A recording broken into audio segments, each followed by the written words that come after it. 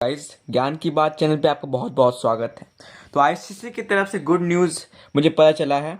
मैंने बहुत सारे वेबसाइट देखे, बहुत सारे टीचर से बात की, मतलब 2-3 टीचर से बात किया है आईसीएसई के।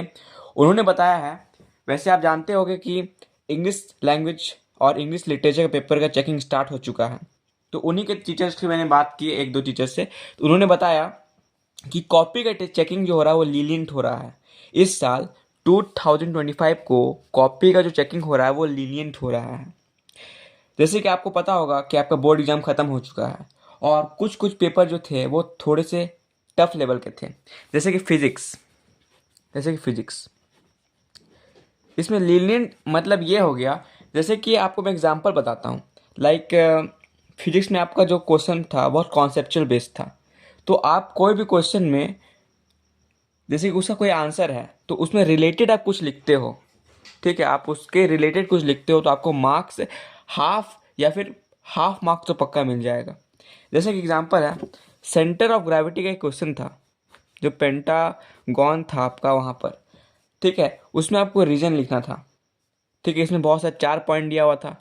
तो अगर आप कोई गलत पॉइंट भी दे देते हो, लाइक अगर आप ये पॉइंट बोलते हो, ये पी पॉइंट यहाँ बीच में जो है वो पॉइंट बोलते हो और आप एक रीजन दे देते हो, जैसे कि आप बोलोगे कि एक लामिना जब सस्पेंड होता है तब सेंटर ऑफ ग्रेविटी का जो लाइन होता है जहाँ पर मीट करता है वो होता है सेंटर ऑफ ग्रेविटी का पॉइंट। जैसे कि हम लोगों ने पढ़ा था कि ये derivation of centre gravity of lamina, तो उस टाइप का होगा आंसर। लेकिन इसका एक्चुअल आंसर क्या है? इसका एक्चुअल आंसर ये है कि जब भी कोई बॉडी फ्रीली सस्पेंडेड होता है तो उसका जस्ट नीचे, वर्टिकली नीचे सेंटर ग्रेविटी होता है।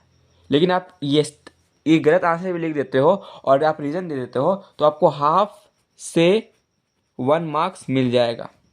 हाफ तो पक्का है, मतलब आप कुछ ना कुछ आप लिखे हो तो आपको हाफ मिल जाएगा। और रिलेवेंट लिखे हो, लाइक जैसे कि TRI का आपको फाइंड करना था, तो TRI बताना था कि TRI हुआ होगा कि नहीं।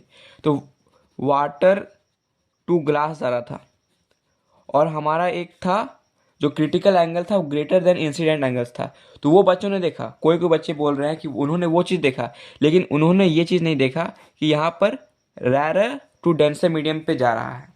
रैरर टू डेंसर मीडियम पे TRI नहीं होता है। तो इससे कारण क्या हुआ, सेकेंड रीजन जब सही हुआ, बच्चों ने इसे नहीं देखा और कह दिया हाँ होगा। बेसिकली इसका आंसर होगा नहीं होगा, लेकिन बच्चों ने लिखा है कि इसका रीजन दिया है कि TRI होगा क्योंकि critical angle greater than incident angle है, तब बच्चे को 1 मार्क्स देने का प्रावधान दिया जा रहा है।